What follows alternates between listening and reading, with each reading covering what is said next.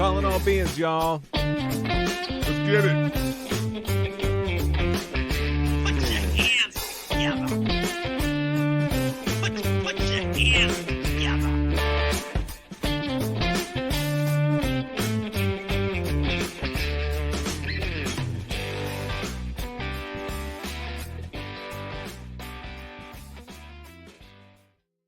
Hey, good evening, party people. I'm your host, DJ. Welcome back to Calling All Beings. It's a pleasure to have you here. So this is going to be a difficult evening for all of us, including my amazing guests that are backstage. It's kind of like we had a wound that was beginning to form a scab. I know we're missing some Karen Read action, but in the form of Sandra Birchmore, which is of consequence to all three of us that are on this group panel tonight, this discussion, and all of you, we at least were forming a little bit of a scab with the arrest of Maddie Farwell.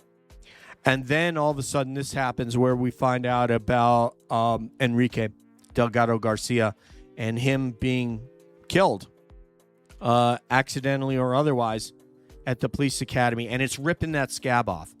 So I'm a little bit somber tonight. I didn't sleep very well last night. I haven't slept very well a couple of nights at least since this happened. So don't mistake my effusive intro for my guest, because I shower love and attention on all of the guests that come on Calling All Beings for the past 3 years and even over my 14-year career as a content creator. But don't mistake that I don't find this to be extraordinarily serious. So with that, I'm going to get excited for a second because a couple of awesome people have decided that they would share their time to come on the show and discuss these very serious issues. So my first guest here, you guys have seen on CAB at least once. This was to be a solo episode, but boy, when I said that my second guest, J.F.K, was coming, she's like, hells yeah. You know, she was getting all kinds of crazy about, yeah, we got to get J.F.K. So this young lady here is a justice warrior. She's a mom. She does social work. She is an investigator, such that I believe she should be pursuing her private investigator license with the state of Massachusetts because she's just that damn good. And if you think you're getting by her, you surely not. So party people, put those hands together for Miss Susanne Cleveland. It was a bit much, TJ. Thank you, though. Thank you for having me. I can get an amen for Susanne Cleveland. That's what I'm trying to tell you. Listen. I'm glad to be here with you again. Of course, these subjects are difficult, but we're gonna get at them together. Yeah, and that's why we brought on brilliant people like yourself and our next guest. This gentleman here, like I was just telling him backstage that I've been chasing him for, I don't know, it must have been since the second round table. I guess the second Karen Read round table. And finally, I got hold of him. I don't know how. I don't know if you helped me, but somebody did. So we need, and you know what? We need to get more cool in this movement. We need more coolness. And it ain't going to come from me. But luckily, we got this brother right here. He is a musician. He's a record producer. Got a super intelligent analytical takes. Party people, put those hands together for J.F.K. Yes. I love it. Oh, I love it. What's going on, brother from another? Susanne, how we feeling? We're good. We're as good as we can be. But right. Can I get a man? Amen, for sure. Absolutely, people. I appreciate that intro, man. That was awesome. I appreciate that. Thank you, brother. I hope it's one of many. When we have you back on with all kinds of crazy people we have on this show. Yeah, that's what it's all about. I think I'd like to start with you, JFK, and then we're gonna. And that for those of you who don't know, he's told us on. He did an amazing episode with Sean. I also saw him on with Miss Shorty, but it means justice for the kids. Justice for the kids. What a beautiful sentiment that is for you, a great human being. Sir, what was your initial reaction when you heard this? Where were you, and kind of what went through your mind when this happened? Were you doing this on the table? What happened? You mean when the young state trooper passed away? Yes, I was sir. actually on Sean's show. I was on Sean's show, and he broke the news. So, like, right when he broke the news, he was saying that he passed away. Yeah, so I knew right off the bat when he was breaking down the injuries. Just it's common sense. It didn't happen from just a boxing sparring match. So yeah, it was tough. Because Sean, he took it real. Sean takes it real personal, as he should. He's passionate. I'm passionate in my business. And I feel bad for the kid because he's a Dominican kid, from that area. Worcester, Massachusetts. Suzanne's familiar with that, and so ain't you. It's a tough city, and being Dominican, and I mean that with all due respect. They don't really, from my experience, my friends that are Dominican, they don't inspire to be state troopers, if you know what I'm saying. They get pushed and pulled, and it just is what it is. So, he went the other route, and it's unfortunate what happened to him. I can confirm. I was listening to you and Sean when we experienced that together. Yeah, take it away, Suzanne. Yeah. So I was listening to the show at that moment, and it's like we all took that ride together, and it was brutal and heartbreaking, and it's just the hits literally just keep coming. Right. I was shocked by it, but it was almost like a little bit of a relief to be getting the news from someone like Sean, because of just what a compassionate and intelligent individual he is, and how he carried that situation. I mean, it's one of those that we wouldn't be hearing about if we weren't in this movement. For sure. Such that we are. And I don't know, you don't even necessarily know this, JFK, but I sort of grew up out the outskirts of Worcester. I grew up in a small town in that area, and you took the girl out of the sticks, and down onto the South Shore. That's just how life turned out. But these cases just keep. Have they always been this way, or do they just keep getting more and more out of control? Is kind of my question. I would say it's always been this way. I'm not, and I say that because the system is rigid. It doesn't care about you, Suzanne. It doesn't care about me. And now it's just now they're turning on each other. You know what I mean? And it's coming to the light that it's affecting civilians. And people are like, wow, what if it happened to me? And I say this on my show all the time. I'm not saying that criminals shouldn't be prosecuted. But, if you're a petty criminal out there and you're just a hustler, should you do life in prison? Should you get, used as a guinea pig, beat up by the police, and things like that, and abused by the system, and they take advantage, make you sign plea agreements and sell you down the river. And that's what the system does if you get caught up in it. And I'm not saying that, the kids that I grew up with are angels, by no means. And I'm not saying they shouldn't get repercussions, but the system is rigid. And once you're caught in that revolving door, or you're caught up in it, it's hard to get out of, Well, and it seems to me that Enrique was of the ilk that he wanted to do things differently. He wanted to do things in an empathic manner, and wanted to think outside the box of being the same looking, sorry guys, I'm going to go ahead and say it, cyborg motherfucking soldiers that are just lining up one after the other in this in a barbaric manner. I mean, this kid was built different. I don't want to say kid. Can I recouch that though? Because cyborg kind of has this sort of connotation of toughness and durability. I call it cowardice.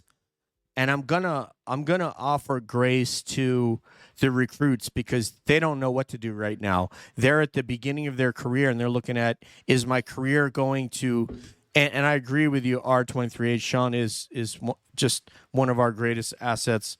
And here's one of the JFK fans. I, I think the types of troopers that are covering this up, I think they're cowards. I don't think that they're cyborg-esque. I'll give a little bit of a different spin to guys and gals that were in the class that probably know what happened. And right now, they're like, if I start my career and I blow the whistle, my career is over. Because I won't have legitimate fear. Yeah. So is retaliation. So is imminent danger. You know? For sure. Yep. I'll say this: they just did a special on NBC 10 in Boston about the whole academy, and one of the kids was I don't know his nationality, but he was saying that if you didn't look like a white kid, basically they treated you different. And you could see that. Being in Massachusetts, you look at the state troopers. Let's keep it 100. They're not. You don't see a lot of Dominican and black state troopers. It just is what it is. And we could go all the way back, Susanne, to when it was Metro Police. You know what I mean? We can go all the way back there. It just is what it is. That organization, the way they go about corporal, the boot camp, and this whole culture they have over there. Obviously, it's finally coming to a head. And unfortunately, Enrique, how you say his name? Sorry if I said it wrong. Enrique Delgado. Yeah, that's how you say it. Garcia. Yep. Yeah, amen to him. Prayers up. Amen. But yeah, unfortunately, it's got to be him that brings this to a light, so to speak, if that makes any sense. Yes. Yeah, well, it does, but it also shouldn't be anybody. Right, It shouldn't be anybody. But also, did they feel threatened? Did they feel envious of the character that he was trying to put forth in the world? Sure. I don't know. I'm gonna go ahead. Shoes. I don't know if you guys heard or saw this earlier. I've been in a little bit of a time capsule this afternoon. Doesn't matter, but I just saw something that Sean posted that sort of cut me to the core. And since we're in that space, I'm going to go ahead and say what he put, which is that he says, I have from a very reliable source who's in the academy right now. They are scared to say anything and want to remain anonymous. Sure. Quote, the day of the boxing match, they have a guy who is a well-trained boxer or wrestler. He was a very big kid and no one wanted to fight him. Enrique stood up and said he'd do it. The fight was already unevenly matched. Enrique went down 2 times and the DIs kept egging them on. Quote, get up. Quote, finish him. Is that is what they were chanting. None of them were stopping it. The third time when Enrique stood up, the other kid threw a punch that no one had seen before, the death punch. And when Enrique went down is probably where he lost his life. I have 3 things I want to say right now. One thing is I've posted in the chat here what you see. That is a story that J.F.K. was referring to about the Haitian young man who was Enrique. Yep, Enrique's classmate. And this one is from CBS Boston, this particular link. So if you guys click on that link, you can watch it. And he said they used to ride to the academy. They were travel buddies going to and fro. And he talked about people calling the M word and that the instructor said, I'm going to make sure you don't graduate, all these kinds of things. Thank you very much, Samantha. Welcome. It's so awesome to have you here as well as these guests. Second thing I want to say is that I read that. That was great that Sean got that. Regardless, there should have been a mouth guard, and I'm going to have the MMA guys on tomorrow. I have a limited amount of MMA training. I also did BJJ with MMA guys for years. I mean, probably like a decade after I retired from Air Force. And so the guy that's coming on tomorrow, Jussier, I've rolled with him many, many times. I've been in the gym and seen him spar with other UFC guys. I've been in Brazil in the gym with him. That's where I started. So those injuries, and I've already spoken with Jussier, and I also have, I don't know if you're familiar with out in Albuquerque. Susanne may not be familiar. J.F.K. might. Jackson's MMA out in Albuquerque, where John Bone Jones fought out of Rashad Evans and those guys. That gym. This guy was their first fighter at that gym, Coach Luttrell. He is going to join us tomorrow night. He and Jussier have actually trained as well. He's coached for 25 years. Those injuries are not consistent with what I know about MMA training. And if you have a mouth guard in, unless that wrestler that Sean alluded to got on top of him and was throwing elbow strikes at his mouth and he didn't have a mouth guard in, I don't see a reason his teeth should be knocked out. I don't know how.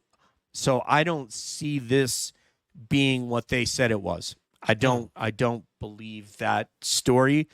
I could be wrong, and maybe I'll be. I mean, who wrong, knows? Who knows if they're consistent. Who knows if they're gonna edit some videos? You know what I mean? Oh, like, because they say they Sallyport, right? Yeah, I mean, they say they got this video, right? They could take some of that video of him getting, in a fight, and then maybe splice it with a video from the past with the same kid. I don't know. I'm just speculating. I'm just saying. Sure. Are they gonna be transparent? At the end of the day, and like you said, it seemed like a beatdown. It was a hazing. They beat him down. They, and they were edging him on. Everybody in there was hazing him, and they were, saying, "Go ahead, you finish him, beat him up," and and that's what it was. It was ego at the end of the day. State trooper, whatever. It's just men with ego, And then you add the badge. You add where they're at. The state troop is it's just bad timing for this poor kid, Well, and I want to piggyback off of something that you're saying right now, JFK, which is that that you talk about the video, and last night you were exploring the the conduits between Karen Read's case and this case. Well, didn't they just drop a hint early on about, we got her dead to rights, we got video, we've got ring camera of her in the vehicle. Yep. We know that was bullshit. Now we have this Worcester DA who got ahead of it with the grieving family paraded in front of the cameras without preparation. I don't even know if I'm ready to address that yet. But he let it slip that we're going to look into this, and there's video. It was almost like a parenthetical insert that he said there's video. Now this is my skeptical brain saying, whenever they say that shit, they're trying to plant the seed that they've got the ball, but then they go ahead and hide it, which is what we know has happened with Karen Read already. Are they doing that again? Are sons of bitches doing that again? It's very, there's a saying, right? Like that I say between my friends, like if you fake moves, right, there's plenty of room for assumption. And the state police, they've been faking moves, Karen Read, Cassandra, and just what I know on the street level of kids who got caught up. They fake moves, so there's plenty of room for assumption to assume that they're not going to be transparent. And who knows what's going to happen? They should have at least came out and had a press conference. The state police, they still didn't have a press conference. And like you said, that press conference with the Worcester DA, he was basically saying, "I don't want anybody in the DA's office. I want the feds." Yep. That's basically what he was saying. That's what I heard. Well, he was saying, I want somebody. They were trying to ask him if it's going to be the feds, but it could be another DA. It could be Morrissey. Oh no, he did say not another DA. They're two they're two. I didn't hear him say that. He did. He said he did. He said it can't be another DA's office because we all work together. The DAs and the detectives are all like this. The state police work in the offices of the courts, especially in the superior courts. As a state police detective unit, yes, they do. Assigned to each court. So, at the end of the day, stadies are stadies, Yeah. There's one thing I want to say to folks in the chat tonight. I decided after hearing, something today, this is what I'm going to do. Anything you donate to CAB tonight in Super Chat or whatever, I'm donating to Enrique's family. And that's not with the 30% cut that YouTube takes. Whatever you donate, I'm donating to them. But I'm also going to throw money on top of that, whatever that is. So that's going to happen. Okay. Yes. That's nice.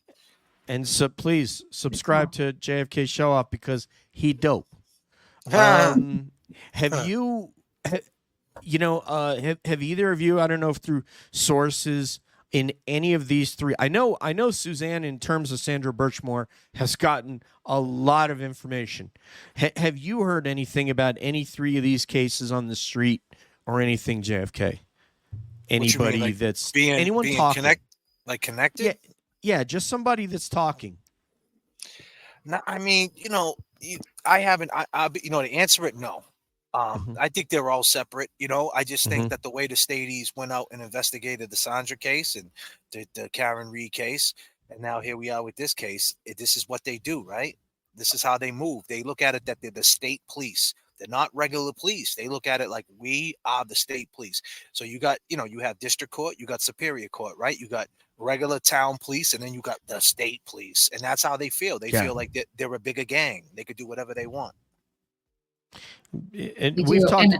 Go ahead, ma'am. Yes. Oh, I was just going to say, since it's not really on the street, so to speak, it's just my own, crawling into places to hear things, however you might, that what stands out to me with all three that is the same is the sort of the arrogance of, we don't know who the investigator is with Enrique yet, but there's already that sort of embedded arrogance of, what did they fire off just sort of a cursory email to say, this is a tragic situation. Okay, like say more. It's no shit, Sherlock. Well, let's say this. I'll be the first. I said it last night on my live, and I'll say it right now. If that was an Italian kid or an Irish kid, a white kid, it would be.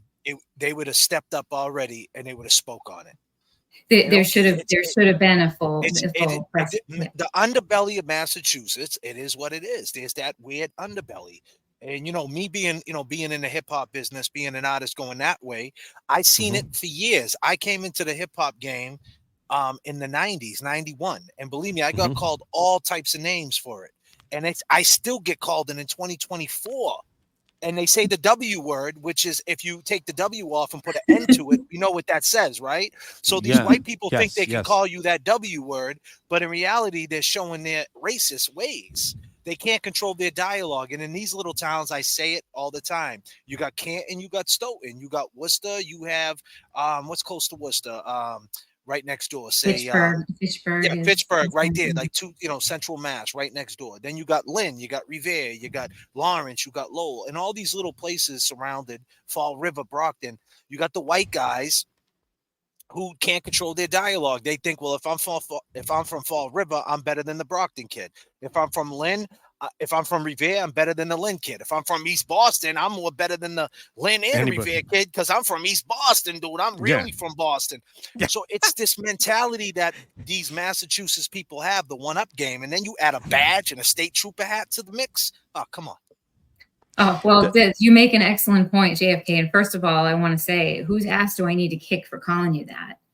Oh, please. I mean, it happens all the time. I mean, it really happens all the time, and I got to check them because it's like people think and I'll just touch upon this right quick. People like this album right here, Trill Static. This is Bun B, Trill Static 3. This is Bun B's album from Houston, Texas. UGK, one of the greats. I'm on his album. He's not on my album. I didn't pay him for a feature. I'm on his album with the rapper Method Man on his album.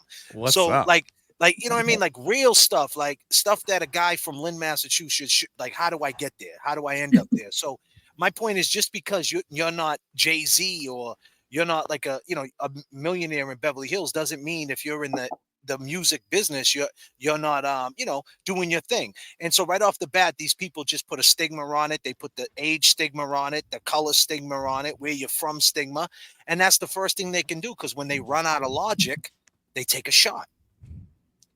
Now, JFK, I got to ask, well, this question's for you both. Don't you think that any kind of hate or spit in that kind of narrative is based from fear? Yeah, and you want to take this, brother, from another? You want to say something? I was going to say people fear what they don't understand, and we evolved as tribal people from being out on the plains in the Serengeti, where you had to have a tribe in order to get food, to be able to hunt and gather. You couldn't be out by yourself. And unfortunately, while we don't need that today because we can go to Stop and Shop like Lieutenant Tully, or excuse me, Lieutenant Gallagher, whoever the hell it is that lives across the Kelleher that lives across the street from Brian Albert. But the thing is that you see that how Karen Read's being treated as, oh, she has the Fall River accent. What's the difference, man? She's a local girl. She's she's another human being who grew up like in Massachusetts. What does it matter? Because the kid from Canton thinks he's better than the dude from Fall River. Everybody, and because Fall River thinks they're better than everyone. Because Fall River's right next to Rhode Island. We all know how the Rhode Island people talk. They talk with a mixture of Boston, Connecticut, and New York. So they talk crazy. They're even worse than the way I speak. You know what I mean? Like even I love your accent, man. You know what I'm saying? No, so like in Fall River, she has that Rhode Island thing going on. You know what I mean? So. But that's that mentality. And here's the simple thing about the Karen Read thing. When did anybody think that Karen Read was going to have a fair trial for allegedly killing a police officer? She was never going to get a fair trial. Bingo.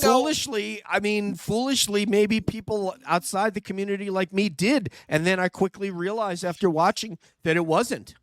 You're never going to get a fair trial. Listen, there's a case going on that I've been looking into, right? This guy, I'm not even going to name drop his name, but it's a child abuse case. And he went to jail. He's been in jail for like 30 years now. And allegedly he killed a baby, a 3-year-old baby. Now, I can't even look at this stuff because I got little ones. So I'm like, man, it's hard for me even to read it. But he would never have a fair trial in the world for a child murder. Because people right off the bat, you can't stomach it. Like your brain goes somewhere else. You cannot. If they're saying he's guilty, he's got to be. Because you're thinking about a 3-year-old kid dying here. So my point is I would parallel that to a Boston police officer dying. It's always going to be her in the scope. There's a thing where sort of life is supposed to, there's nature and then there's nurture, and life is supposed to evolve you to a certain point, much like probably like J.F.K. did from when he was young on the streets, and now he's realized and he's interacted with all these different artists of all these different nationalities and races and made his way. And it's like, I don't think that, so in my, I don't think I'm better because I'm from New York than Massachusetts, or somebody from this state or that state's better, or because of someone's skin pigmentation. We've made this big deal out of skin pigmentation, that if somebody's skin pigmentation is a certain hue, then that means that person is somehow less than somebody else. And that's the underbelly at the academy. It's generational, and we can break them generational curses. And unfortunately, in the state of Massachusetts, the dialogue of most kids from Massachusetts, they don't know, they can't control their dialogue. They just spew out whatever they spew out. I hear it all the time. I talk to my friends and they say some stuff and I got to slow them down. I'm like, bro, do you realize what you just said? I mean, they call woman the B word. Like one of my boys, let me tell you a story, right? One of my guys told me he just got with his girl. He's been with her for 6 months. I had seen him, ran into him. I'm like, wow, you got a girlfriend now. It's been a while, huh? You settled down? He's like, yeah, she's my bitch. You know what I'm saying? I'm like, bro, you just called your girl. Dude, come on. Like, yeah. Like, and he's like, oh, I didn't mean it that way, but that's what you said. Now let's just say that I was on some other stuff. I was on some Brian Higgins stuff. You just called me. You just told me your girl was a BI. So maybe I might go behind your back and try to get with your girl. You know what I'm trying to say? So it's like, you got to watch your dialogue. If you could control your dialogue, then you could start controlling other things. There's one other thing I want to say though before, Susanne, I know you got some. When we do coolest Massachusetts accent again on a round table, we got to have J.F.K. go up against Nurse Kim, because I feel like Nurse Kim won against Sean McDonough, but I would want a recount of those votes because I had McDonough winning that battle of coolest Massachusetts accent, and I feel like you would be a worthy opponent for Nurse Kim. So I just want to say that. also want to have you on the music episode we're going to do, because what we want to do, J.F.K, is have an episode where we can decompress for how much emotional capital we're spending on these now 3 cases right now, and just have an episode where we could talk about favorite bands, which you and Sean kind of started to touch on it. Mike and Mark Betterow touched on it. I touched on it with Mike. Mike and I did probably 15 minutes of it at least the other night. So I want to do an episode where all you guys come on, tell me favorite bands, favorite songs, most inspirational, blah, blah, blah. We'll piece you out, and then we'll bring in the next guest. So are you down for something like that? Yeah. Did you hear my song Snake Bitten? Read Between the Lines? No, but You I never will. heard that? No. Yeah, so my song Read Between the Lines is all the POV point of view from John O'Keefe. You know, it's called Read Between the Lines. It's the story, but the song's called Read Between the Lines. Karen Read Between the Lines, but Snake Bitten is the hook. So this whole case been snake bitten from the jump. You know, her whole relationship, So dope. the way they got back together and everything. You know, through the pandemic, and you know he got back with her when everybody was playing feetsies, and you know through the pandemic everybody's wearing pajamas, and he's with the girl, and he got the kid. I mean, he's got the kids, and she's like, "Oh, this is great." And then 2 years later, the world opens up, and she realizes, "What am I doing? Like, am I? These ain't even my kids." You're in that in between time where she just it gets crazy. And usually it's the men that go through that. Like us getting with girls who have kids, and you get close to the kids, and then you realize, wait a minute, I'm not even their dad, and am I going to marry this girl? And you don't know. Am I a babysitter? Yeah, like you don't know what's going on, right? So it's like that's where she was at, and so the pandemic helped, with that, documented that, where she, slid into that, and it felt good, and it was snake bitten, that was somewhat was a trap, that kind of led up to where we're at now. So yeah, check it out. Read Between the Lines. It's a very powerful song. I'll send you the link, DJ. Not that I'm saying that J.F.K won't remember. It's hot on my mind. It's a great song, and it sounds like J.F.K. It sounds like you are understanding the sexism and the misogyny, and in it being such a big deal that Karen might have had doubts about her role in that household. Like it wouldn't have been a big deal if it were a man, hesitating on that. Right. What is Susanne? And this is what I wanted. First of all, we all need more JFK music in our life. I am among that group, so I will go and go to my Spotify, Apple Music, JFK, Show Off Records. You just put in. I'm gonna make it happen, Captain. Yeah. All right. So Susanne, I want to get you and JFK on this, and this is just conjecture, but where do you think, Susanne, that relationship would have evolved to had John been alive? Now we're 2 years plus down the road, almost coming up on 3, actually, but more than 2.5. Well, you know what, DJ, first of all, I don't like speaking for the dead. That's just number one thing. I don't like speak. I mean, his point of view he should still be here. His point of view, his perspective should still be with us. As far as the trajectory of it, I mean, they were a passionate couple. They had a lot going on. Could they have bounced back and worked through it? Hell yeah. I mean, the fact of the matter is that they should have had an opportunity to do that. And, I can't speculate on the outcome of the case or what happens in January, but something about that crew, and by that crew, I mean the McAlberts, had a way of just, I don't know, fucking up a free lunch, just selling everything that it touches. She's so funny.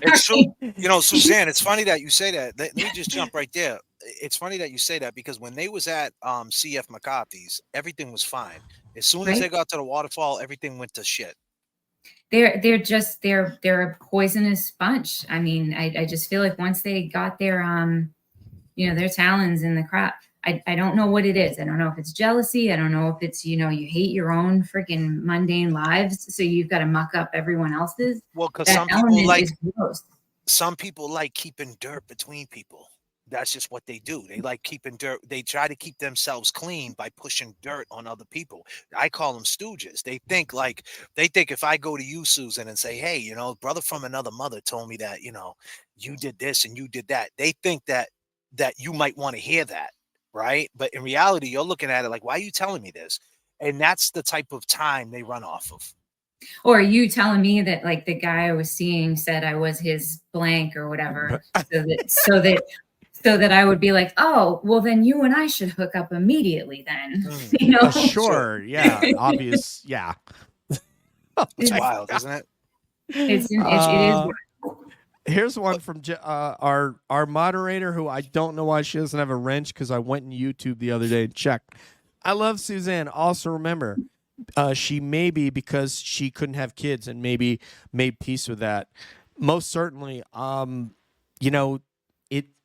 difficult situation. I think her reaction to his death showed that there was a genuine love there, and a lot of people. Nurse Kim talks very openly that some of the things that her and her husband have said to one another, and fights that they've had, you would think that.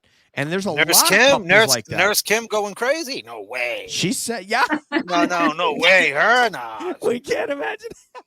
No way." No, listen, I not only have I done it, I've dropped the dude off outside of his ratchet friend's house party and been like, I will catch up with you later. Enjoy. Right. Yeah. Right. That ratchet. I mean, I've done it. I drove home. Oh my goodness. Yeah. Let me just say this, right? Sir. You asked a great question. Brother from another. You said, would there, if God rest the dead, R.I.P. John O'Keefe. Let's keep that front and center. If he was alive, where would their relationship be 24 months later? That's a big thing, because that's the reason why, to me, they didn't break up, because the kids were involved. They couldn't just walk away. She was connected with the kids, and then he was thinking, I just can't get another girl to like get in this position. I can't just bring anybody back around these kids. So like they were both like stuck in this situation, and it was hard to navigate out of. And that's what happens. Like we talked about earlier, Suzanne, it's usually the guy that's in that situation, but it was her in that situation, where she's questioning, where do I stand? These heinous people, and these heinous people hanging around, and it's like, and like one of the people said in the comments, she wasn't a mother, and that's probably something that runs through her mind, never having a baby. I mean, I'm sure, and then you're not yourself. You find out you got all these issues. You're going through all these issues. You're in and out of hospitals, and then not to mention, we got to keep it 100. She's drinking a lot, and that's not a good recipe, period. But yet, I think they were doing their best in a challenging world. No, for sure. Doing their best.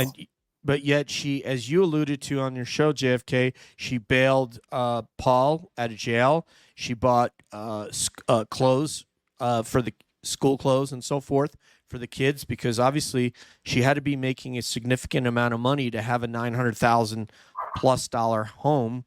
But all that stuff, I think she loved the guy. Yeah, but all that stuff means nothing if you're not happy and you don't have your health. And that's probably was a conflict always in her mind. Like, I'm with this man, I'm not like 100% happy, like Susan said, like with all these people around, all this crew, this cop crew, even though that's what she's into, right? Because let's keep it 100. She talked to Higgins. She went to Higgins. He's a cop. Let's never forget, though, Susan, that she went behind John's back. You know what I mean? I know she was checking her market value or whatever, but she still did what she did. And it is what it is. I mean, I'm sure 2 years ago, she grew since then, but she did that. And, we got to always keep that on front line, and I'm not saying that she killed John O'Keefe and that's what happened. But no, people can do a lot of shady shit when they're struggling and trying to figure out how to get their relationship to work or not work, or blow it up and not feel guilty. Like, who knows? But that doesn't equal murder. One. No, it don't. And two, I like, shame on everybody involved for not handling the investigation properly. John O'Keefe deserved better for that. Sure. Even before we get into, whether or not Karen Read deserves the unfair shake that she's gotten, John O'Keefe deserved better. I called an Uber in the middle of sex. Yeesh. Yeah, Miss Jessica said Right? this dude had to go, man. Like, you need to get up off the right now and go. So, You know, That must have been pretty boring. yeah. So you know, when you really think about it, right? About that situation, like you said, with the whole investigation. That's what I always said. I just don't understand the other side. I have an issue with the other side. For one, everybody that thinks Karen Read's guilty, it just seems like they can't have their cake and eat it too. If you think she's guilty, that's fine. But from the jump, she's been overcharged. If she did do the crime, if anything, it was a crime of passion and it's manslaughter. And no matter how much you want her to do 75 years in jail, it's not going to happen. The most she would do is probably 7 to 10 years. So Well, she's that's she's where never the going to get arrogance, life.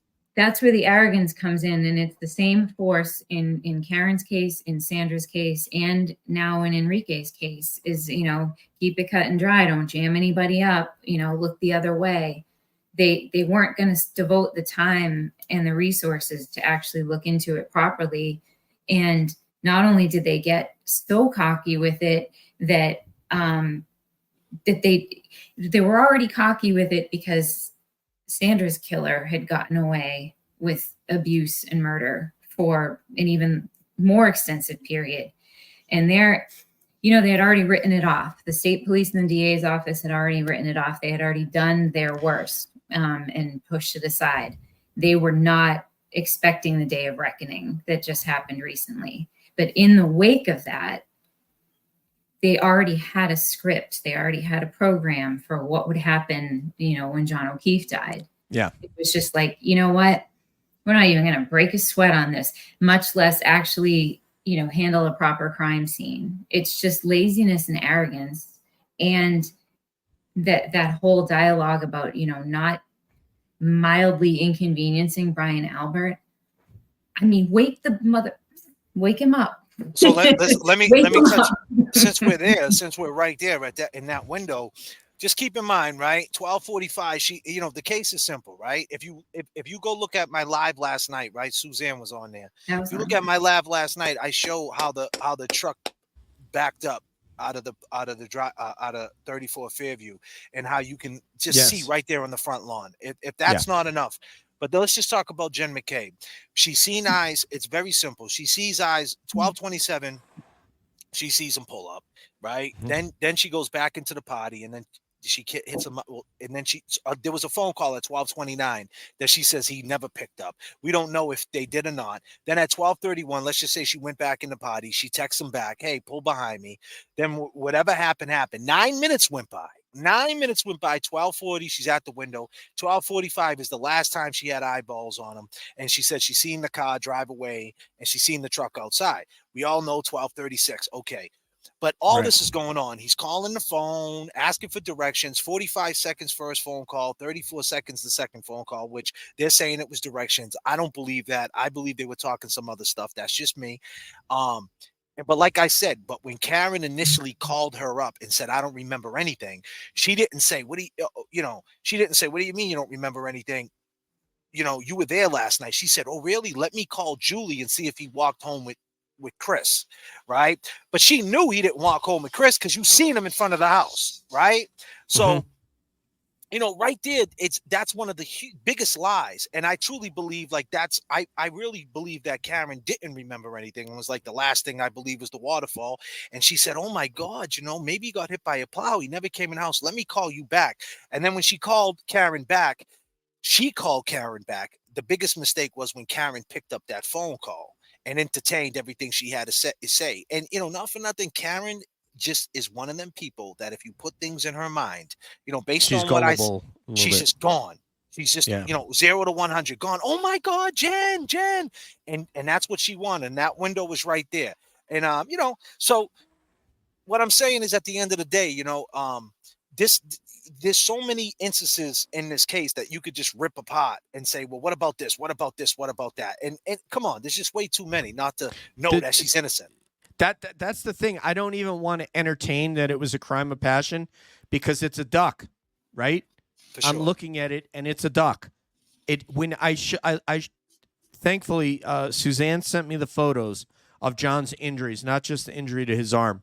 So I sent it to Chris Luttrell, who's going to be on tomorrow night. So he's retired APD. He was New Mexico State Trooper, and he's been an MMA coach for 25 years. When I showed him the photos of John O'Keefe, he's just like, oh, yeah, I mean, that guy, he was bitten by a dog, and he obviously was in a fight.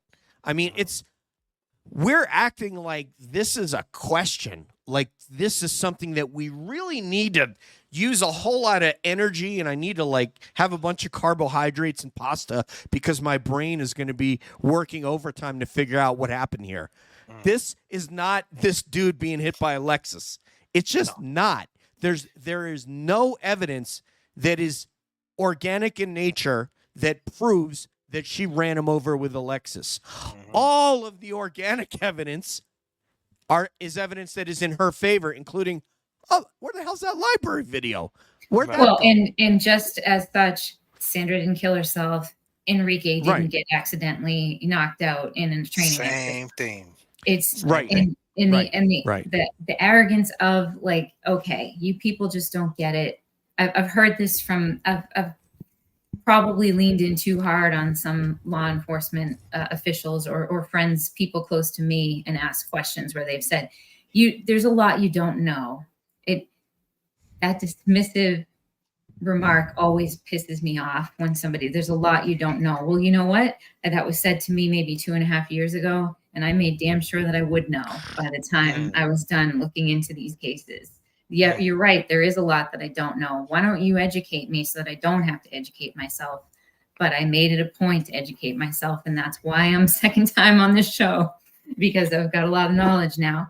But it was condescending to say, like, you people can't handle this. You people don't know what we do in these grueling investigations. Really? Because it seems like you're sitting around texting each other about nudes rather than actually investigating. And that's true in at least 2 of the cases. I don't know the text yet, regarding this latest tragedy. What I was going to say is that at the end of the day, you can't have your cake and eat it too. Everybody that's on the other side, you want to call me names, you want to call brother from another names, Susanne names, all of us names. You guys go in with, and the thing is, you guys ain't content creators. You guys steal what we say, make these little videos, and spin it. And then like go in on us. None of you guys, there's only like 3 or 4 people that actually like go in these boxes like we're doing that talk about why she's guilty. The rest of them are just go on Twitter and steal what we're saying right here and make a spin out of it and say we're crazy. And now you guys, I hate to put it this way, but you guys are such cop lovers. What are you going to say? The same thing about the young state trooper that died? Let's not jump the gun. Let's not jump the gun here. Maybe it was just a freak act. No, it wasn't no freak accident, man. Dude got beat up, teeth knocked out, neck broken, leg broke, shoulder dislocated in a controlled environment. It wasn't. It just is what it is. The conspiracy you guys all talk about, the Turtle Boy conspiracy. Okay, when it first happened and he broke the news, Turtle broke the news. Okay, we could call it a conspiracy, but guess what? The trial's over with. We've seen everything. We've seen Higgins. We've seen Albert. We've seen J.F.K. We've seen all the lies. We've seen what it is. There's no conspiracy. She's innocent. And like I said, even if she was guilty and there was a swerve and she was guilty, the way the state troopers, as Susan talked about, handled this case, hey, guess what? R.I.P. John O'Keefe and his family and all that, but she was going to end up walking. You know what I mean? Like, because there was enough reasonable doubt to make a what? And that's not my fault. That's the police that you love. They do it every day. Not only do they do messed up police work, they set people up. This is what they do. These state troopers work the way they want to work. They don't get into power to become state troopers to do the right thing. They get into power to do the wrong thing. That's just my viewpoint on it. That was going to be, you actually took me exactly where I wanted to go. J.F.K. Which is, and so I'm going to go to you first and then go to Susanne with this, but I'm really trying to figure out, in theory, J.F.K., if you're going into the academy now, right? So you've got your crew cut on, you went and did your running and all your calisthenics and your pull-ups and your push-ups and sit-ups, and you're ready to go to the academy, and you're doing it with a mindset. And I'm going to assume that in at least most cases, your mindset is that you want to enforce the law, uphold the law, and you want to help people. or at least that was what my thought was when I was a law enforcement major, and I think I took a test at one point. In any case, the question is, when do you think it turns, and how does it turn? When do they go, you know what? This is just my thought. I'm not planting this in your mind because I want to hear your genuine take on this. But where's the turn where you go, you know what? I can now get away with shit. Like I can do stuff because, I'm going to, and some of these dudes are game that are in here because I'm seeing what's going on. I'm a rookie. I just graduated, and some of these dudes are game. I'm listening to the shit they're talking about in the locker room, and they're game. So when do you think it happens, and how do you become a Proctor and a Tully and a Buchanan and those guys? Well, I'll say it like this, right? Once they learn the system, once they learn the DA, the probation officer, the judge, the courthouse, and now they know what barracks they're working out of. If they work in Method, they're at the Wellington Circle. If they're in Revere Beach, they're at the Revere Beach. They go to Lynn Court. Once they know what courthouse they're at, now they're targeting people.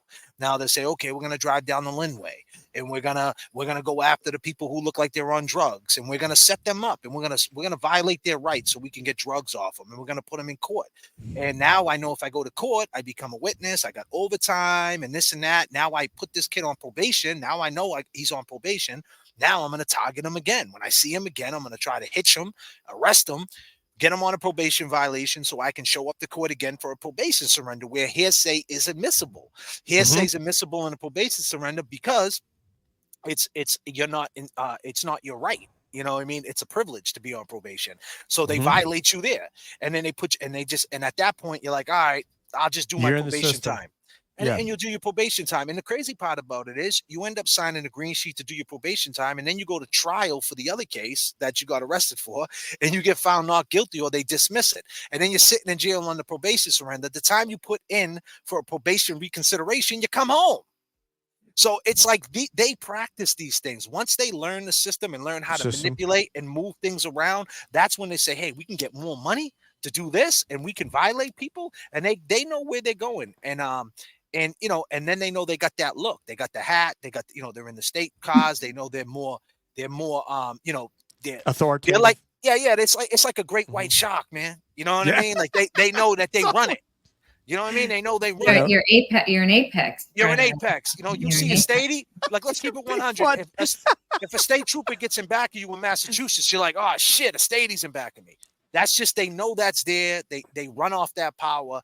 And, and I hate to say it, I'm pretty sure there's no, not every state trooper is like that. But if you're gonna hit it, on the majority, it just is what it is. That's how they do it, And it's sad. Suzanne, you're on fire tonight, and you're making me laugh with these facial expressions. When does it happen? When and how? When do you think it starts? Like, take me through. You're a recruit. You're going into the academy. Take me through. So I'm still doing the math on what J.F.K just said, because that is wild. And even though we just made the link to the shark part, back to your point, what you made earlier, DJ, is people being cowardly and being of weak constitution. These aren't even real sharks. These are freaking, I don't know, dolphins with the wrong kind of fin pretending to be a shark. Actually, that's not fair to dolphins.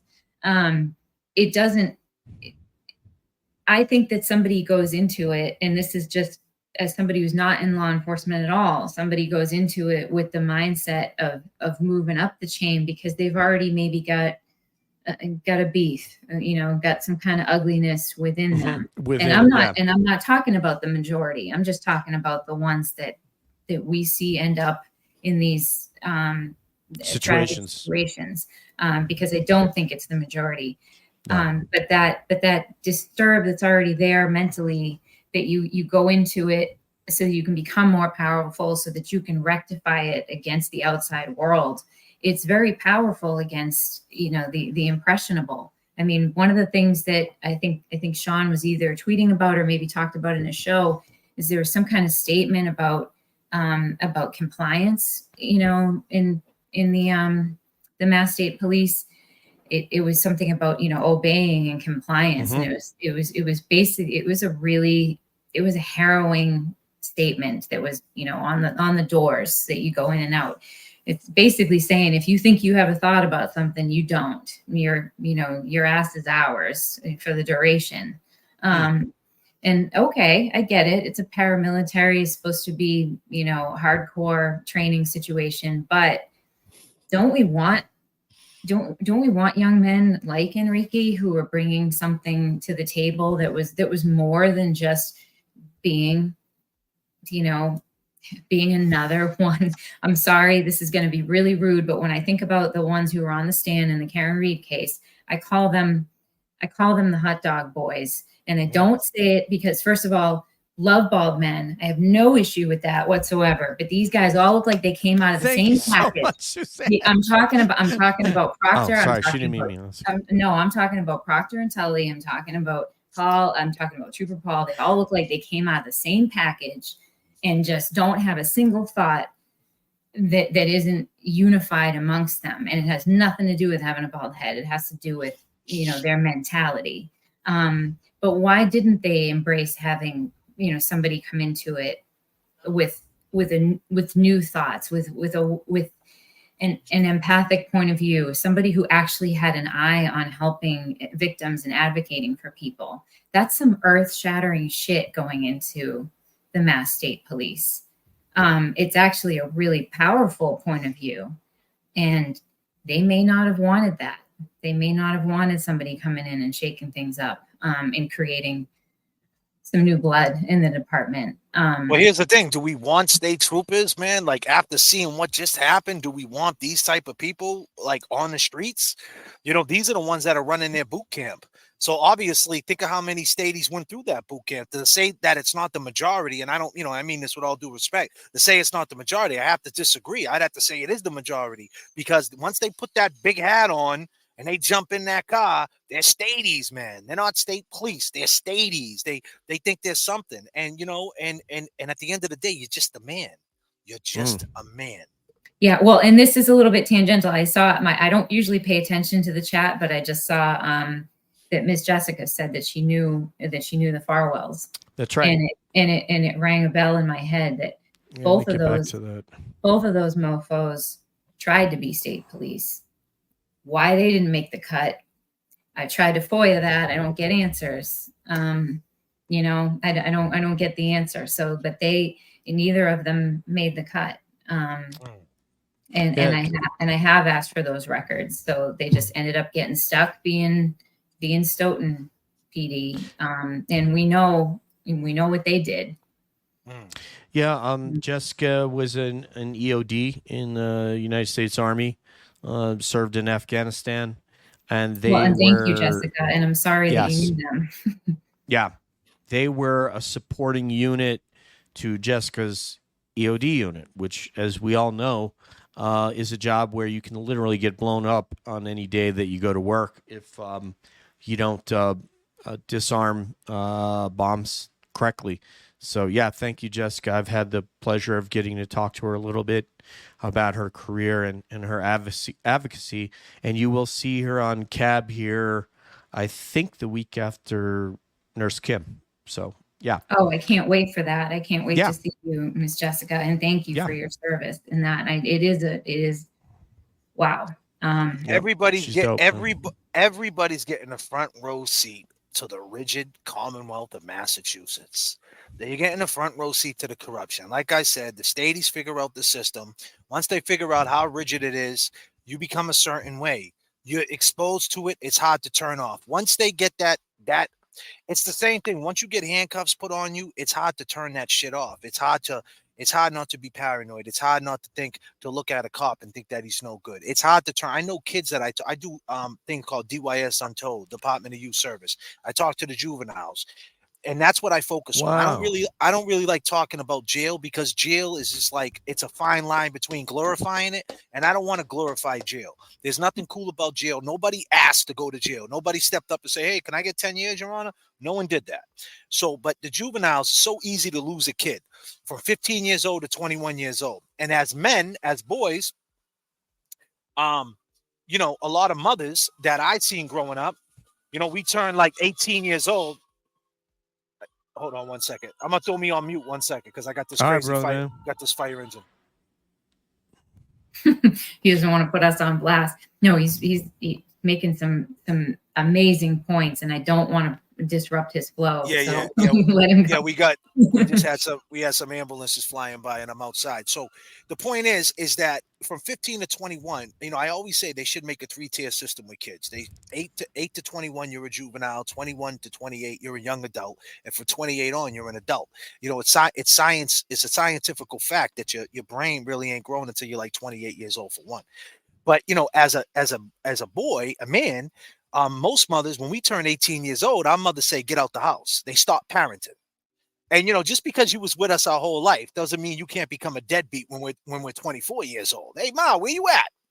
Oh, you're a deadbeat. You joined Dad now, huh? A lot of mothers from my neighborhood, they be, and maybe that's kind of a tough word to call them deadbeats, but they're not hand-on parenting no more. He needs to grow up. He's 18, get out. Especially being a Gen X. That's how it was. You're 18, get out. It is what it is. We need the room for your little sister. It just is what it is. I didn't make it that way. So it's very, that's what's tough. And like the segue what Suzanne was saying about having this guy, this young state trooper who had compassion and understood the victims, and he seen things. He had parents, he had a mother, he had a they parented him. He understood about what family was. You know, the state police were basically saying, "Nah, you know, forget family, forget the compassion. It's the system or nothing."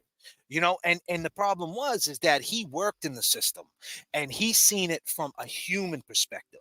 And I think that probably was the yin and the yang, and that was the conflict always, because he had something else to say.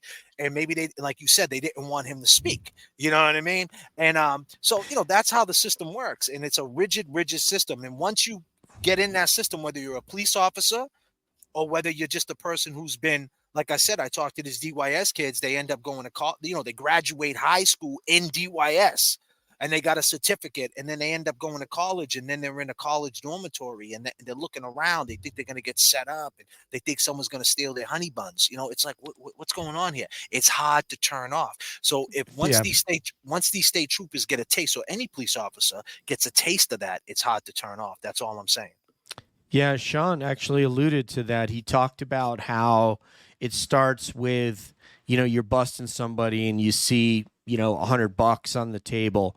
And this kind of, you know, if you look at the dirt, you know, I always like to say, you look at the Dirty 30 in New York, the Dirty 30th precinct in New York City, and that whole scandal. And there's a couple of different precincts around that same time that you know, were dealing drug, you know, facilitating drug deals and so forth. But Sean was talking about, it starts off with, you know, one little thing. You take a little bit of this, and then you're like, okay, we took 100, and then it's 500, and then next thing you know, we could take this guy's guns, we could sell it, you know, and he says it. He talked about it on one of his. And nobody flinches. Nobody flinches.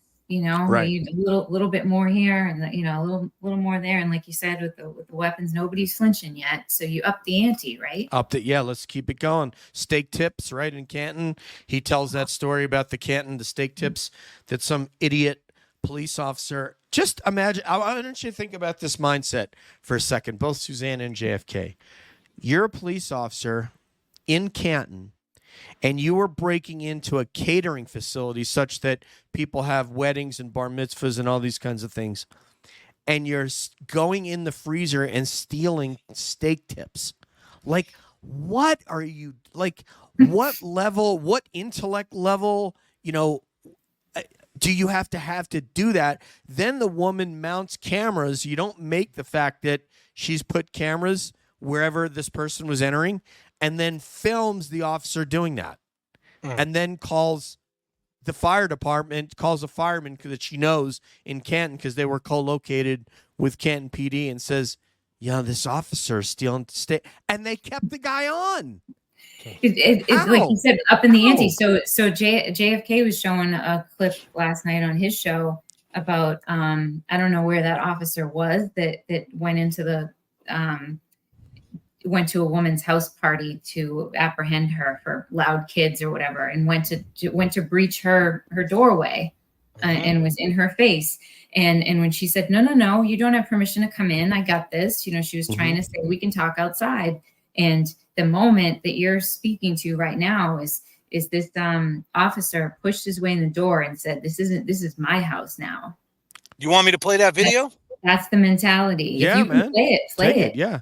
I got that video. This video is crazy. This is my house. I love that. Crazy. Check this out. But that's the stakes, the up in the ante, the thinking that the world Do I is need to? yours. Okay. Can And you add stage. it? Yeah, I add. There it goes. Check it out. I'm going to step outside your house. You do not have a We're warrant gonna to be talk inside right of here. my house. I'm not inside your house. You're inside of my house. Let me tell you why I'm right here. Because you walked in. No, because they opened the door and ran from me. And That's I'm why. telling you, I am the Okay, adult and I'm here. telling This you is my home. that now that I'm inside your house, I own your house right now.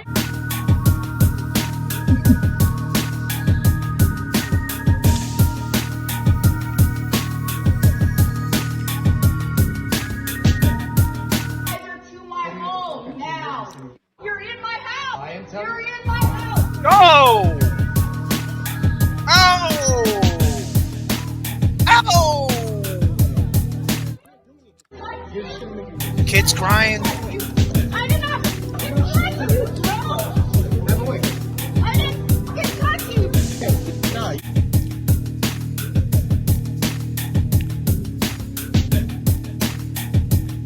Wild. Yeah, Like, man. so I'm not. this I'm is not my feeling house. good. Yeah. And that's the reason why guys like me don't like the police. And listen, I like the police that are on the side of corruption, like my guy Sean. But guys like that, I own your house. Listen, it's a case-by-case basis. Now, we could get into the law, right? And this is what I mean about the ones who think Karen Read is guilty. They would say, well, she should have just let him in. Yeah. She should have just let him in. Listen, the kids are young, right? Look at them. Just take a look at these kids. Do they look like they're gangbangers? Like, it's a case-by-case basis. This guy just went total postal. He's seeing Crips, Bloods. He thinks he's in Compton. It's like, buddy, slow down. Yeah, These calm are down. juveniles. It's juveniles. But I understand that if he was chasing them and they ran in the house, it's technically hot pursuit that he can enter the house by a law. But I mean, it's a case-by-case basis. This woman showed up to the door. She was 44 years old. Now she's getting cuffed and stuffed in front of her kids. Now back to what I said, 15 to 21. Do you lose a kid now? How do these kids turn that off after seeing something like that? Also, I would disagree that it's no longer a hot pursuit. And if they're inside their domicile and you got the soccer mom in the doorway, it's just, and I mean a real soccer mom, not a fake Jen McCabe soccer mom, a mama bear who is saying, you know what, the kids are inside safe now. You can cease and desist now, sir. But no, he thinks he owns the shit. And them are juveniles. He's doing that to kids. This is what I'm saying. Like, this guy is targeting kids. Yeah. He wants to ruin their lives. Once them kids, that's what happens. Now these kids go to school. Let's just say now this kid goes to school. Or let's just say one of them kids was an MMA kid, like my man, brother from another mother, learn how to roll. No, I'm not. I was a training partner and a coach, but I'm just saying, I'm not an MMA fighter. But what I'm saying is, let's say he knew Yeah. a couple of holes. Yeah. He knew a couple of things, and he went at that cop. Is the cop going to pull out the gun and shoot the kid? It could have went really ugly. And then these kids go to school, and now but they don't know what depression is. You don't even know what that is when you're going through it at a young age. You don't know what it is. We talked about this last night, JFK. Their complete failure to de-escalate. It seems like all they do is escalate. There was no calm talking. There was no sort of coming into it saying like, "Hey, we don't need anybody to go to jail right now, but let's let's reel it in. Everybody behave, be safe. Let's say one of the kids are in the high school and they see the high school cop there. You know how every high school has a cop, and now he sees that high school cop and he got the same badge. He looks just like that cop, and he just got a chip on his shoulder now. Like, man, forget you guys. You guys think you're something. You know what I mean? You guys are trying to tell us to do this and do that. Next thing you know, the principal's like, listen, we want to put you in a smaller class. We don't like the way you're acting, and now you're not acting right. Now you skip school, and now all of a sudden the school system feeds you to the court system. It's an ecosystem. And that's how it starts, by trauma. That's how it starts. And guess what? That's how you lose a kid. And that's how they end up in the adult system. And just because a kid steals at Macy's or he starts taking Clozapine, Xanax, or doing drugs, they need help. They don't need to be put in prison, because then that's hard to shake. That's all I'm saying. And they don't need their mom cuffed and stuffed in front of the house party either. I mean, good Lord, do these guys have any self-control? None. Not that guy.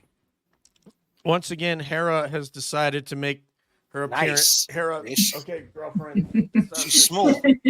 She's smooth. She does not take no for an answer, the Black Panther. But yeah. So one of the issues is it's very, very difficult to have power and be able to I know Julie was going to say hello to Hera. She always does. It's very difficult to have power and to be able to manage that power in a way that you don't project that power everywhere you go.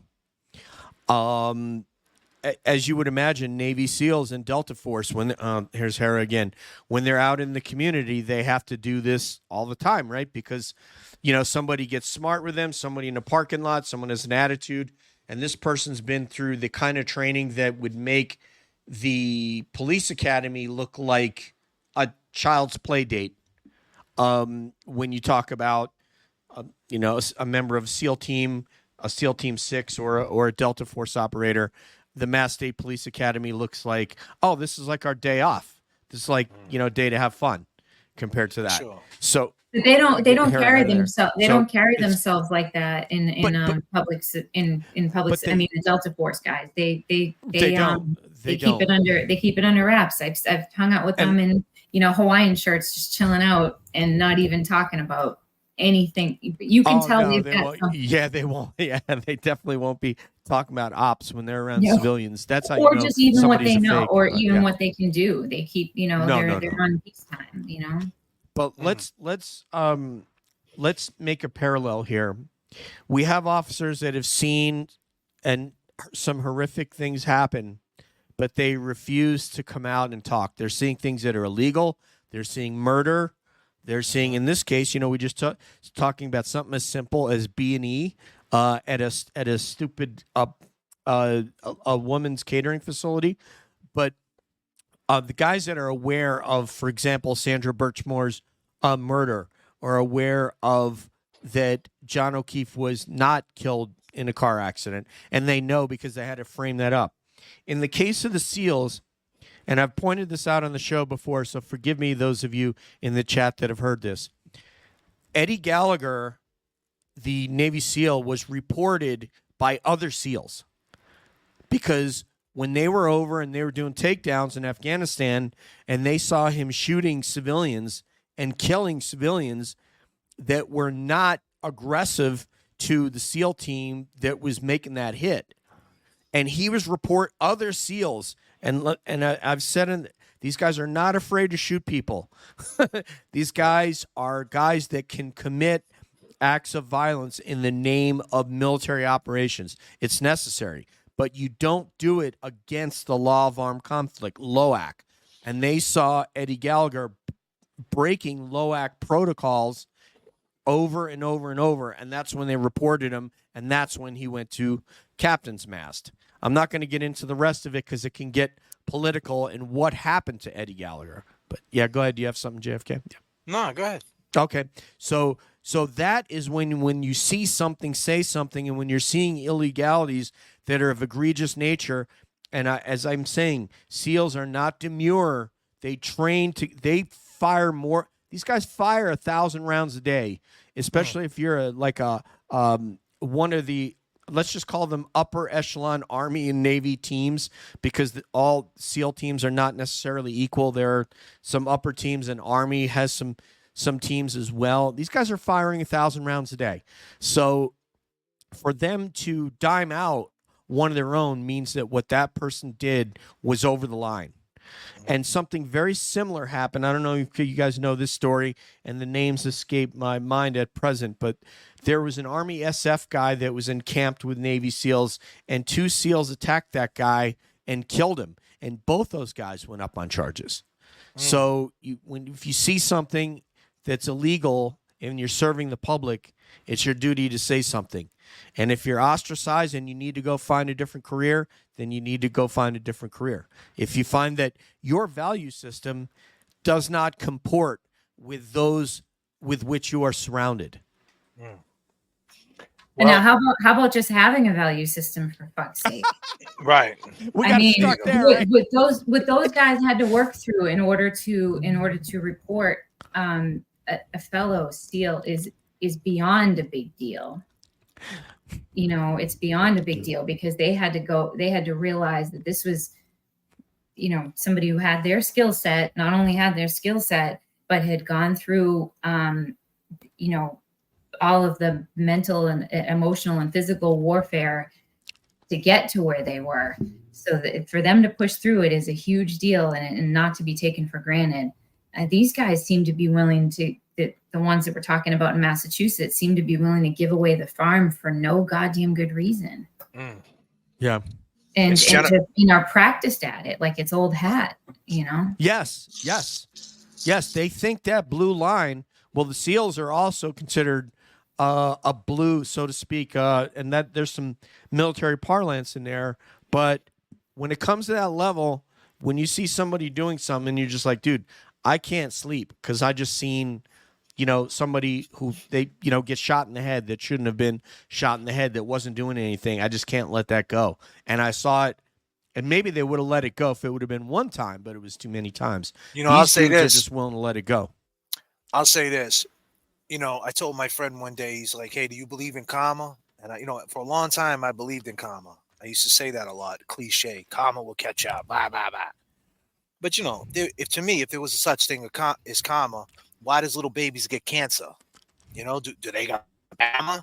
Why does bad things happen to good people? Is that karma? So my thing is with karma as you get older, because compassion is a superpower. Yes. Right? So as you get older and you get spiritual and you have growth, compassion starts to kick in, and that conscience, it just yaps at you, and you start going back and rewinding things. So to me, your karma is your conscience. So if these dudes ain't saying nothing, that's okay, because when they retire or time will go by, it's gonna come back, and that conscience is gonna eat at them. And, you know, and they're going to have to talk to somebody, and it's going to be hard to hide. And then, you know, it could turn on you too, because now you know that you did something wrong, and then it's messing with your emotions. And now you're putting that, you know, them emotions on other people's shoulders, and you could be reacting bad. You become a bad person. You're reacting bad to your girl, to your kids. So you got to get it in check. So, you know, that would be their karma, is their conscience. So, hey, that's just something for them to think about. I call that collateral damage, J.F.K, because the collateral damage of you've got something eating away at you, you know, some of that ugliness that you've engaged in or that you've absorbed, you exude that back out to your loved ones, maybe even to the community. You got to put it on someone's shoulders, right? And but that collateral damage, I mean, the backlash, the ripple effect. I mean, as we're experiencing now with the one Farwell that's been apprehended. The community is struggling. You know, people who are also, you know, peripheral to the case or have survivor's guilt about not being able to help Sandra. They're struggling. Everybody's mad struggling, and I'd be willing to venture that the cops who weren't able to assist in this situation, or maybe weren't aware of it, and I have talked to quite a few who are like, listen, you're in your own pocket. You don't even want to deal with a guy like that. You don't know what he's got going on. We truly did not know. Right. They've got to be struggling.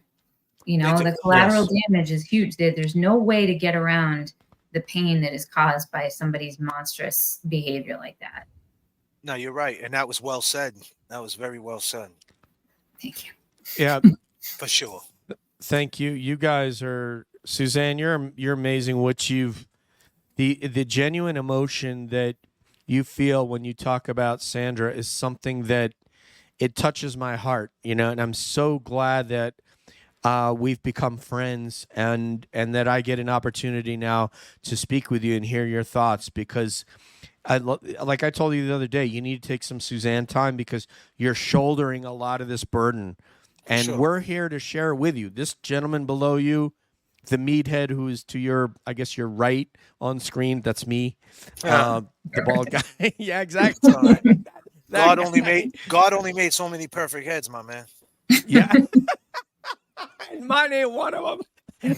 God, I pray for hair. After I pray for Sandra, Enrique, and Karen Read, I pray for hair every night. That's all right. Anyway, Hair's overrated. It costs a lot of money to keep this in check. so Oh, you couple other things. Suzanne, Suzanne, your hair looks awesome tonight. by She the looks way. amazing. Yeah, she's amazing. She's so beautiful. I literally just came from the hairdresser. I cheated. Oh, you And that's look not great. cheating. That's You look natural great. talent. Right. I mean, Babe Ruth, right? I mean, so anyway. Sure. All right, so if you would, everybody who is in the chat, we're going to spend the last 2 minutes. We're going to take questions for Suzanne and for J.F.K. If you would, please hit that like button. And if you would also subscribe to both J.F.K. Show Off on YouTube. And if you would subscribe to Calling All Beings, I would greatly appreciate it. I will be in Massachusetts October 25th and 26th. May get to see some of you. Definitely going to get to see one of my homies right here. Now you going to Salem? Is that where you're Homecoming. At Oh, Dean. okay. Nice. So, yeah, Nice. very excited to go. I have I actually played football there, believe it or not, Oh, and wow. my teammates and I get together. So I'm looking forward to it. And a lot of them are great, honest police officers who I'm and thank you, James. We're glad to have you. All right, brother. We appreciate it. That's my co-host on my show, James Oh, yeah? Jackson. Yeah, you got to James, check him hi. out.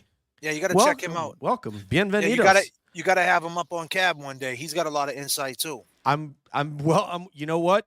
Mizzy told me the same thing about Suzanne, and look at her now.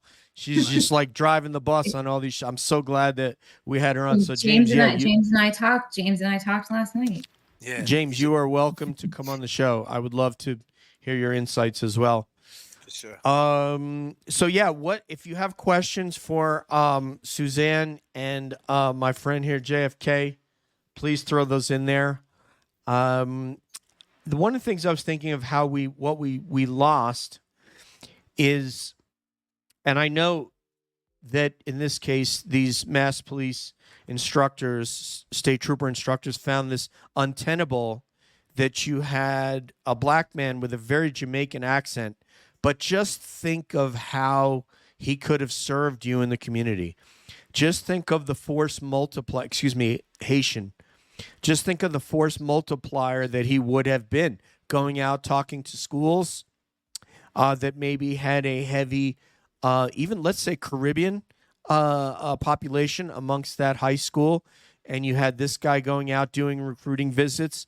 And what it really is when you are a person from the Caribbean and you know, your parents don't have a lot of money and you don't really see a future, and in walks this state trooper with a Haitian accent, and you go, man, I could be that guy.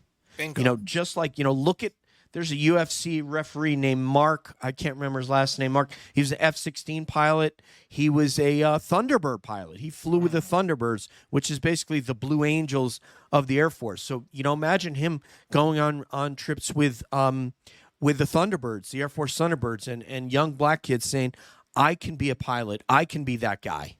For You know, sure. that's you know what it takes. And Enrique Delgado Garcia, you know, in the Latino community, what he could have done.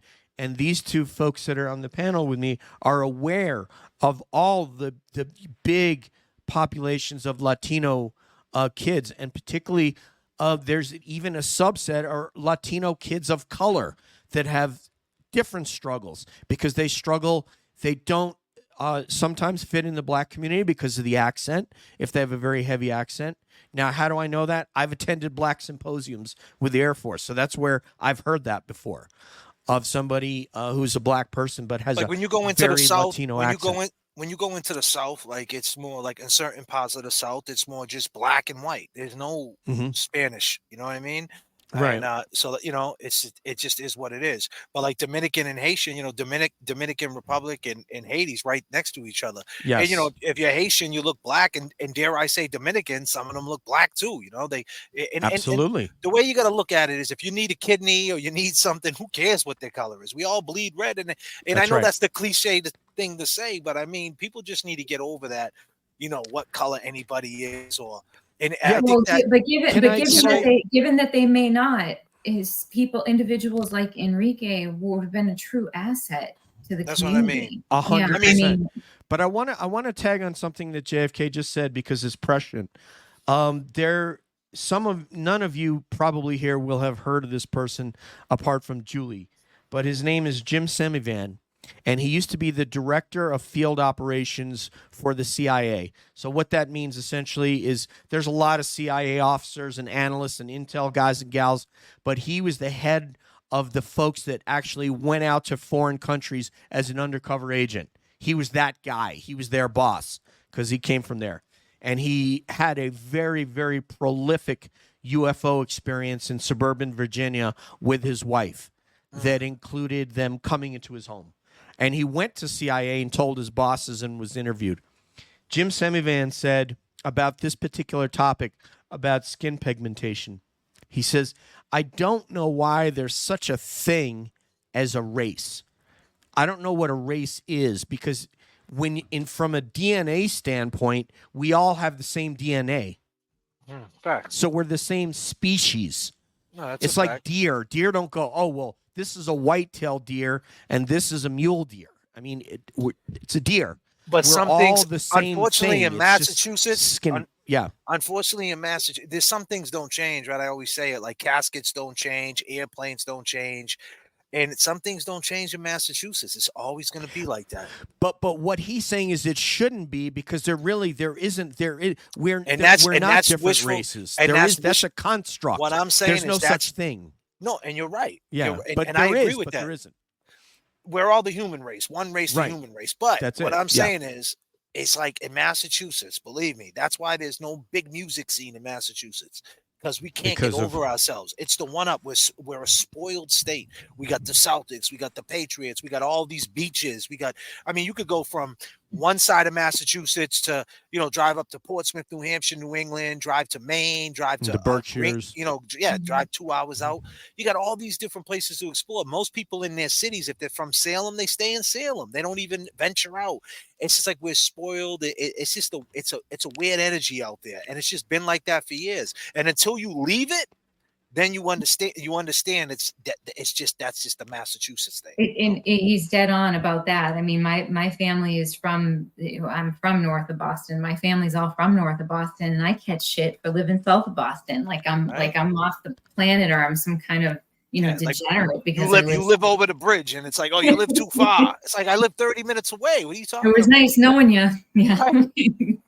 And it's like, and if you live in the South, you're driving 45, 50 minutes away just to see, to go places.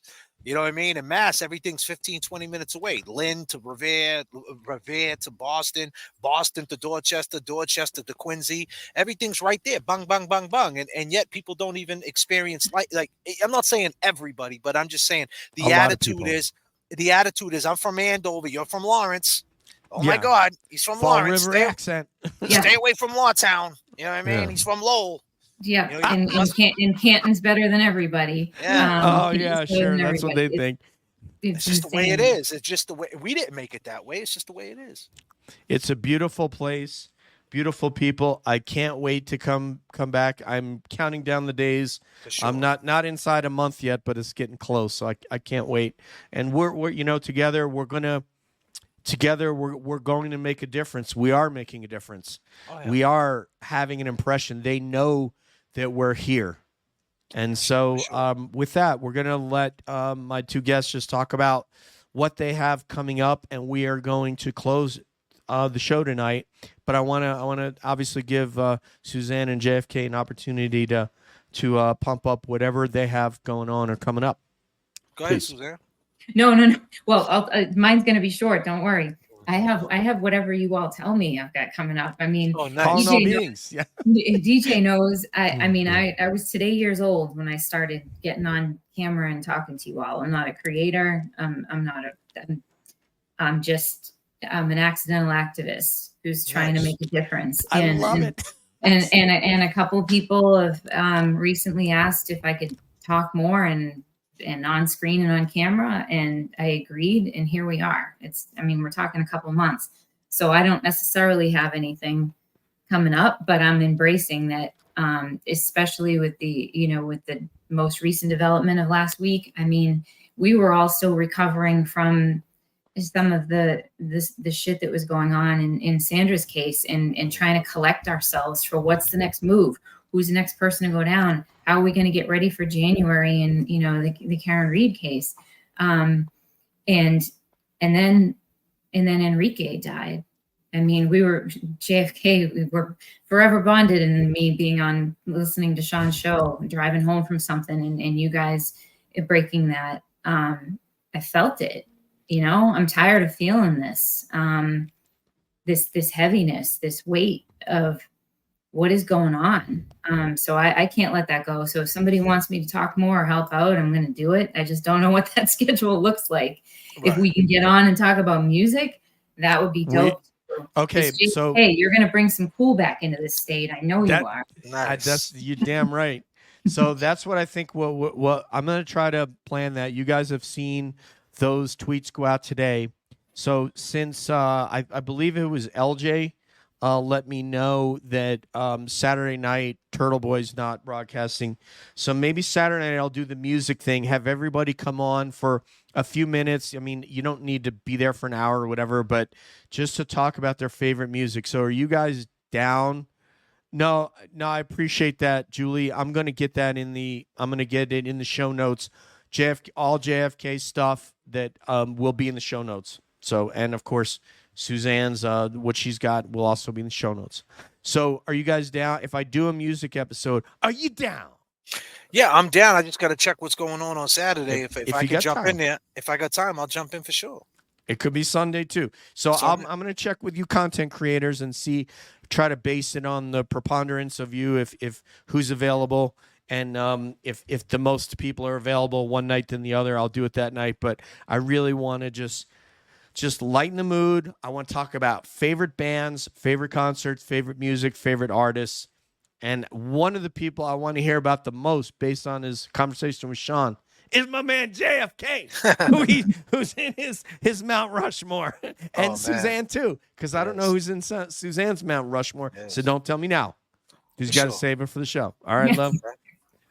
Well, Suzanne, I got to get you on our show. We'll bring you up. Me and James, I'll hit you on the Twitter. Oh, you're going to feminize that? You're going to feminize that show, huh?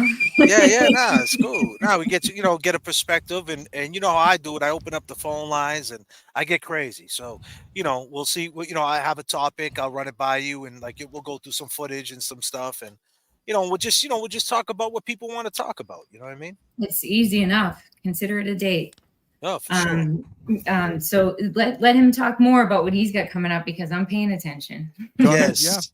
I mean, please, hey, you could just check me out at JFK Show Off. We're just going to continue to, bring entertainment, and just talk to the people and break down this case, and just strap in, because we on, JFK Show Off. Follow me. Dope as hell.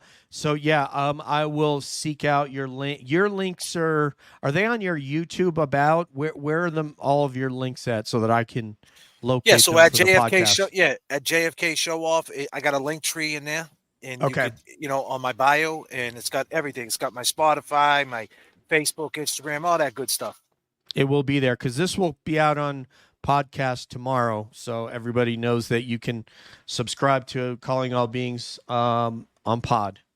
Oh, so cool. With that, Suzanne, I was honored. Thank you so much for coming tonight. And JFK, what an honor and a pleasure it was to meet a person of your humanity, a person of your intellect, and your analytical skills, just like Susanne. So Appreciate thank you. them words, man. Appreciate them words as well as you, man. Appreciate meeting you, and you're on point yourself.